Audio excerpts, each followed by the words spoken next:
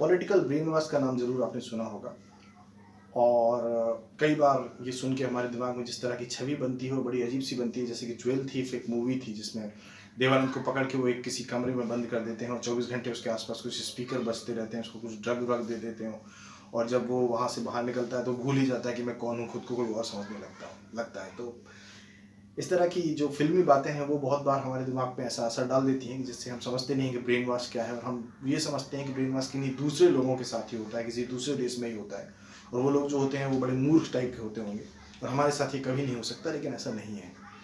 दरअसल brain wash जो होता है, पॉलिटिकल ब्रेन वॉश, प्रोपेगेंडा से जो ब्रेन वॉश होता है उसकी मैं बात कर रहा हूँ। ये जो टर्मिनोलॉजी होती है वो आपके दिमाग के एक खास एक मनोवैज्ञानिक तथ्य का फ़ायदा उठाती है। वो इस बात का फ़ायदा उठाती है कि आप सब, जो मैं हूँ, आप हैं, कोई भी है, हम अपनी आइडेंटिटी को बहुत ही सामान्य तौर पर अक्सर किसी न किसी एक विचार या किसी कम्युनिटी से जोड़ के रखते हैं। जैसे कोई व्यक्ति, वो व्यक्ति तो है प्लस वो हिंदू भी है, कोई दूसरा व्यक्ति वो मुस्लिम भी है, वो क्रिश्चियन भी है, या फिर वो एक बिहारी भी है, मराठा भी है, या राजपूत भी है, इस तरह से, या भारतीय भी, और फिर मानव भी। तो इस तरह की जो बातें हैं, इस तरह के जो एक बड़े सर्किल से, बड़े ग्रुप से लोग अपने आइडेंटिटी को अटैच कर देते हैं। उसमें होता क्या है कि जब जैसे आपके सामने अगर कोई शेर आ जाए तो आपके दिमाग में क्या ट्रिगर होगा? आप तुरंत अपने बचाव की कोशिश करेंगे, या आपको कोई हमला करता है तो भी आप तुरंत अपने बचाव की कोशिश करेंगे, और ये आपका एक नेचुरल रिस्पॉन्स रहेगा उसके प्रति। ये नेचुरल रिस्पॉन्स होता है। लेकिन आपका दिमाग इस तरह से कार्य करता है कि जब आपकी विचारधारा या जिस कम्युनिटी या जिस चीज़ को आप अपनी आइडेंटिटी माने बैठेंगे, चाहे वो आपका धर्म हो या जात हो, तो आप उसके बारे में जब कोई आलोचना करते हैं, क्रिटिसाइज करता है, तो वो बिल्कुल 100% सही भी होगा, तो भी आपके दिमाग में जो नेचुरल रिस्पॉन्स पहला उठेगा, वो चूंकि हमारा एवोल्यूशन सदियों से इस तरह हुआ है, तो आपका जो नेचुरल रिस्पॉन्स पहला उठेगा वो होगा उसकी बात को खारिज करने का। आप खारिज करने की कोशिश ज़्यादा करेंगे बजाय कि उसकी बात को समझ के, उसको स्वीकार करके खुद को इवॉल्व करने के लिए। बेहतर कौन बनते हैं? विकास किनका होता है? विकास उनका होता है जो इस तरह के जो नेचुरल रिस्पॉन्स है, जो प्राकृतिक उनका जो एक स्वभाव है, उससे ऊपर उठ के कुछ करते हैं, जो बदलाव के लिए संघर्ष करते हैं, उन लोगों का विकास होता है। अब ये जो आमतौर पर बात है, जैसे कि जब कोई कहता है कि हिंदू खतरे में है, या इस्लाम खतरे में है, या क्रिश्चियनिटी खतरे में है, वेस्ट में बहुत है ऐसा प्रोपेगेंडा, ये सिर्फ भारत का नहीं है ये मामला, ये सभी जगह चलता रहता है, बहुत लंबे टाइम से चल रहा है। जीव भी खतरे में है।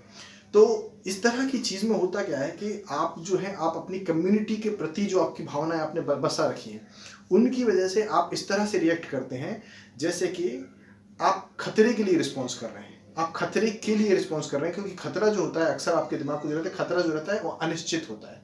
आपको पता नहीं होता कि वास्तव में ये खतरनाक है कि नहीं। कई बार होता है, जंगल में आग लगी, कितनी तेजी से आ रही है, या कोई प्राणी है वो तेजी से आ रहा है, जैसे आपको उन चीज़ों से और भी ज़्यादा डर लगता है जो अनिश्चित है और अज्ञात है।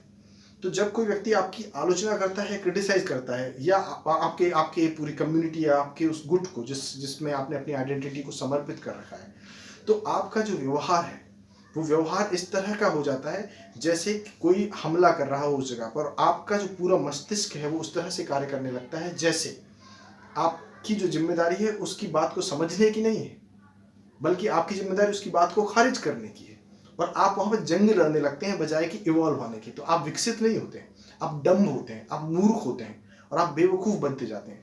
अब अगर आपका दिमाग ऐसा बनाया जाए कि चारों तरफ से आप पे खतरा खतरा खतरा खतरा, आपकी कम्युनिटी पे खतरा है, आपके आसपास खतरा है, आपकी बहू बेटियों पे खतरा है, आपके भविष्य को खतरा है, आपके बच्चों को खतरा है, अगर ये खतरा खतरा खतरा शब्द आपके आसपास चारों तरफ से डाल दिया जाएगा, तो आपका दिमाग बहुत ही एजिटेटेड हो जाएगा। आप बहुत ही डरे हुए और भयाक्रांत रहेंगे। आप हालांकि ब्रेव बनने की पूरी वो करेंगे कि हाँ हम ये कर देंगे, वो कर देंगे, वो तो स्वाभाविक, वो अलग बात है। बट अंदर से क्या होगा कि आपका दिमाग हमेशा खतरों के प्रति बहुत ज़्यादा संवेदनशील हो जाएगा और वह विकास करना बंद कर देगा। ये हम सबके साथ होता है। अभी वर्तमान में जो सांप्रदायिक माहौल बन रहा है, सांप्रदायिक माहौल का पूरी जो सांप्रदायिक राजनीति होती है वो इसी चीज़ पे चलती है।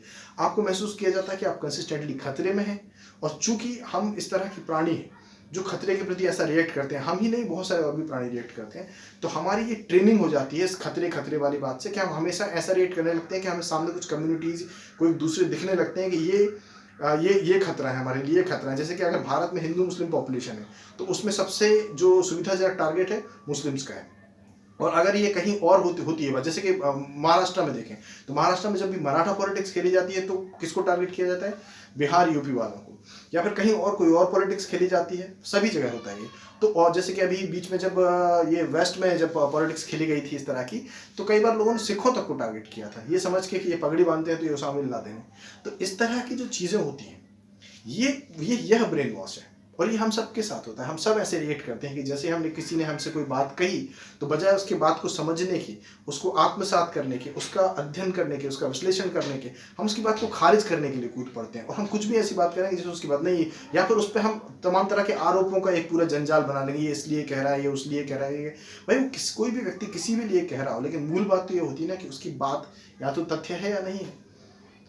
अगर कोई कह रहा है 2 और 2 4, तो आपको क्या इस बात से मतलब है कि उसकी चाची के भाई का लड़का किससे शादी करके बैठा है? नहीं।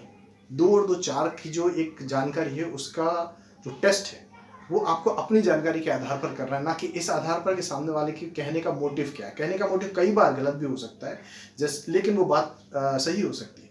जैसे कि कई बार ऐसे वैज्ञानिक रहे हैं जो मूल रूप से अंधविश्वासी थे, लेकिन फिर भी उनके जो सिद्धांत है वो चूंकि प्रैक्टिकल पर्पज पे परिणाम देता है, और विज्ञान सिर्फ परिणाम देखता है। अगर वो चीज़ प्रैक्टिकली रिजल्ट दे रही है तो वो सही है, भले ही वो व्यक्ति अंधविश्वासी हो सकता है, इसमें कोई डाउट नहीं। तो इस तरह की जो बातें होती है, ब्रेन वॉश जो होता है, ब्रेन वॉश खासतौर पर पॉलिटिकल ब्रेन वॉश, वो होता है आपको एक कम्युनिटी की इकाई बना के, आपको प्यादा बना के। पर आप अगर प्यादा बने हैं तो आप खुद सोचिए, हो सकता है आप ब्रेन वॉश की स्थिति में हो, क्योंकि ये बिल्कुल मूर्खतापूर्ण बात है कि मैं तो ब्रेन वॉश होता नहीं हूँ, बाकी तो सब दुनिया ब्रेन वॉश्ड है। ये बड़ा आसान है सोचने, इसको पैरानोइया बोलते हैं। आपको लगता है चारों तरफ से खतरा है, ये हुआ है, लेकिन बात यह है कि दुनिया का विकास जितना भी हुआ वो सब मिलजुल के हुआ। जैसे विज्ञान का विकास कहिए, तो विज्ञान के विकास में यहाँ से डॉक्टर होमी जहांगीर भाभा हुए, जगदीश चंद्र बसु हुए, किसी और देश में यहूदियों में से अल्बर्ट आइंस्टाइन हुए हैं वहाँ, और दूसरे लोग हुए हैं जैसे कि जर्मन में वो थे पॉल, जो जिन्होंने क्वांटम फिजिक्स स्टार्ट की थी, मुझे नाम है, मैक्स प्लांक वगैरह, ये लोग थे। तो इस तरह से कई सारे और भी जगह जगह से आए। तो विज्ञान का विकास कैसे हुआ है? सभी कम्युनिटी ने अपना अपना योगदान उसमें दिया है। ये लड़ के विकास नहीं हुआ है एक दूसरे, ऐसा नहीं हुआ कि हम विज्ञान की तरफदार हैं, सामने वाली कम्युनिटी विज्ञान की विरोधी, इस तरह से नहीं हुआ। हर अंधविश्वासी से अंधविश्वासी कम्युनिटी में भी जब भी कोई वैज्ञानिक निकलता है तो वैज्ञानिक सीधा उस कम्युनिटी का हिस्सा होता है जिसमें सभी लोग मिले हुए हैं। तो दुनिया का विकास और दुनिया की सारी जो बेहतरी है वो इसी सिद्धांत के आधार पर हुई है, जिसमें कोई शक किसी को होने की संभावना ही नहीं है। लेकिन फिर भी आपको ये महसूस किया जाता है कि आपकी कम्युनिटी जैसे कुछ विशेष है, उस पर सारे खतरे हैं, उसको ही सारा कुछ करना है, उसी के पास सारा विज्ञान है, उसी के पास ये है वो है। और ये विश्वास में आप जितने उतरते जाते हैं उतने ज़्यादा आप ब्रेन वॉश हैं। तो फिर आपका ये खुद सोचने का बनता है कि भाई आप ब्रेन वॉश्ड हैं या नहीं है।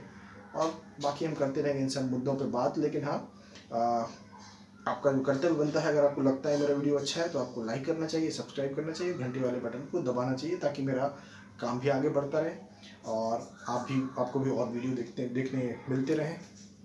और थैंक्स फॉर वॉचिंग।